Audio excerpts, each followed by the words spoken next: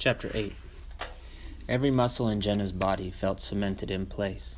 She did not dare move or breathe. Had the police found her father's killer? For whenever she tried to picture the person behind that lethal trigger, she could only think of him as a murderer, a cold-blooded killer. It did not matter that the shooting had been an accident. It would never matter. Well, what did he say? Did they find the person who did it? Her mother shook her head. No, but he says the ballistics team traced the path of the bullet to within a 4-block area. 4 blocks. Somewhere within a mere 4 blocks, the killer might be sitting in his home, maybe watching television or eating dinner. Normal stuff. Jenna noticed her hands had begun to shake, and she sat her glass of iced tea on the arm of the chair. So what now? Well, Dave says the local police have been going door to door asking questions. They're trying to find out who has a gun that matches the bullet. An aborted laugh stuck in Jenna's throat. You're serious, right?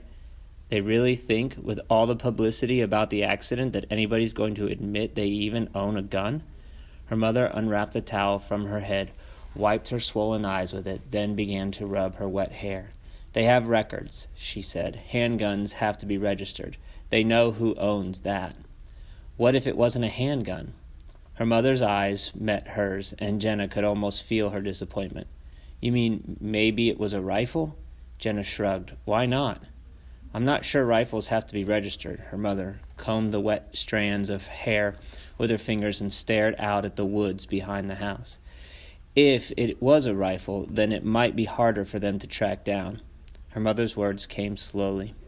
What if it's an illegal handgun? Jenna said. Not everybody plays by the rules, Mom. Her mother looked upset. Jenna knew just how she felt. They had been waiting for 3 weeks for news, hoping that by now the police had found something, anything, to give them both a little peace of mind. Well, I guess we'll just have to leave it up to them. Meredith Ward stood up and headed toward the sliding glass door. In the meantime, let's go enjoy that lovely dinner you made. I'm not very hungry, Jenna told her mom. You go ahead. Meredith nodded as if she understood. I have to admit, I don't have much of an appetite myself. Jenna couldn't say why, but she had an eerie sense that Chief Zielinski hadn't told them everything. Maybe her mother was willing to leave it all up to the police, but Jenna couldn't bear the thought of just sitting back and doing nothing. As soon as her mother went inside, Jenna raced down the steps and headed for town. If Chief Zielinski was holding out on them, she wanted to know why. She ran the whole way to the police station, and when she came bursting through the front door, the officer at the desk, an overweight man with a red, jowly face, merely stared at her with tired, indifferent eyes. Jenna recognized him as Doug Boyle, the officer all the kids called the hangman, although she had no idea why. I need to see Chief Zielinski, she told him, wiping the sweat from her forehead with her arm. You're that Ward kid, right? Jenna nodded. Officer Boyle was eyeing her suspiciously. Is this an emergency? It's important. Yeah, but is it an emergency? Jenna was growing angrier by the minute. Apparently, her reputation for making daily phone calls to the station was well known. No, but I need to talk to him. Well, he just stepped out. Doug Boyle jerked his thumb in the direction of the clock on the wall. He'll be back in about 15 minutes. Jenna looked around, saw a row of brown plastic chairs by the wall near the front door, and said she'd wait. Boyle shrugged. Suit yourself. He's going to be tied up for a while when he gets back. Probably won't be able to see you right away. If an axe had been handy, Jenna thought she would have hacked the man's desk into splinters. She had an overwhelming need to smash her fist into something, a window, a door, Boyle's face, something she could damage. Doug Boyle probably already knew the major suspects in the case. He had information that she, Jenna, had every right to, but she knew he wasn't about to give it out. She forced her body to move toward the chairs, took a seat, and tried to calm herself down. She couldn't let Chief Zielinski see her like this. He would think she was just some irrational teenage girl, and maybe in that moment she was, because for the first time since her father's death, she felt a passionate desire for revenge. The police chief was no more help than Doug Boyle, but at least he took the time to talk to her when he got back. although all he did was confirm that they were in the process of questioning people from the area the ballistics team had outlined. "Which is where?" Jenna asked. "You don't need to know that," he said. The wire-rimmed glasses slid down his nose, just as they had on the first morning. Jenna shrugged. "It's probably all over town by now anyway. I'll just ask Mrs. Rico." Annie Rico worked behind the cosmetic counter at her husband's pharmacy and was always delighted to share what she knew, which was just about everything that was going on in town. Chief Zielinski pulled out his lower lip with his thumb and forefinger. "You're right. Annie Rico probably does know." Then he laughed. "I should talk to her. I bet she knows more about this case than I do."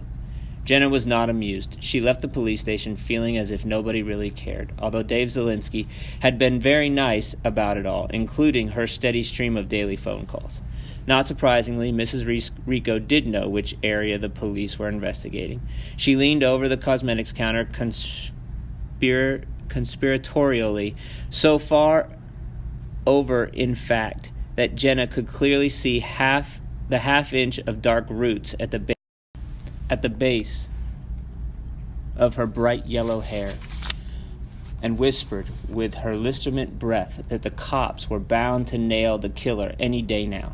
Then she told Jenna that the 4-block area was on the other side of town, between Maple and Elm Streets, west of Main Street. Jenna felt humiliated at having to ask the town gossip for information she believed she should have come from the police, but she was desperate to know, and Mrs. Rico was her only source. Once she stepped outside the pharmacy, however, Jenna had no idea where to begin. What was she going to do? Go from door to door herself? The police were already doing that. Disappointed, she headed back home, only to find Jason sitting in the living room drinking a Pepsi and talking to her mother.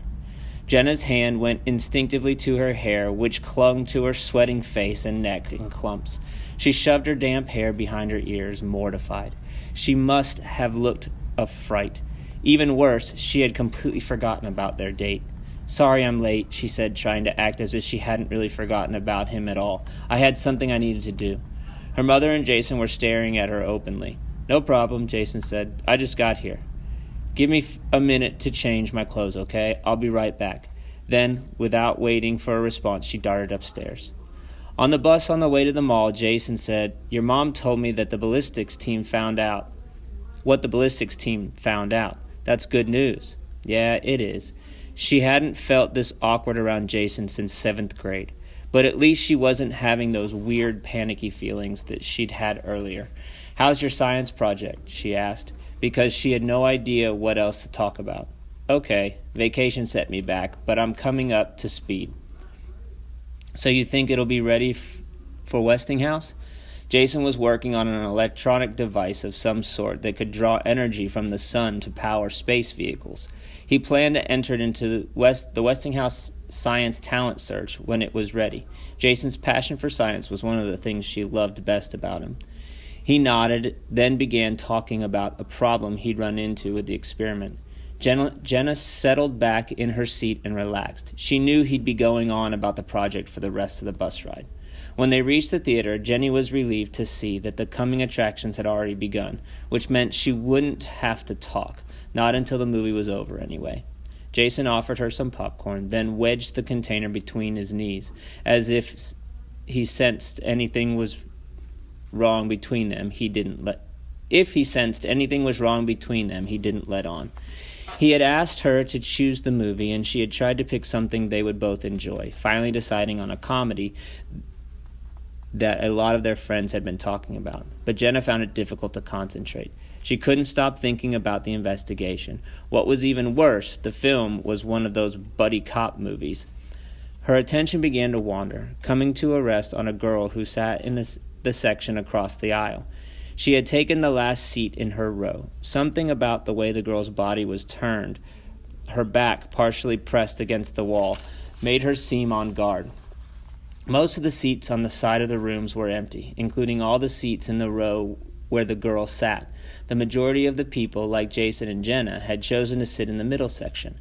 Jenna wondered if the girl was alone. She couldn't imagine coming to a movie without a friend or a date. It struck her as an incredibly brave thing to do.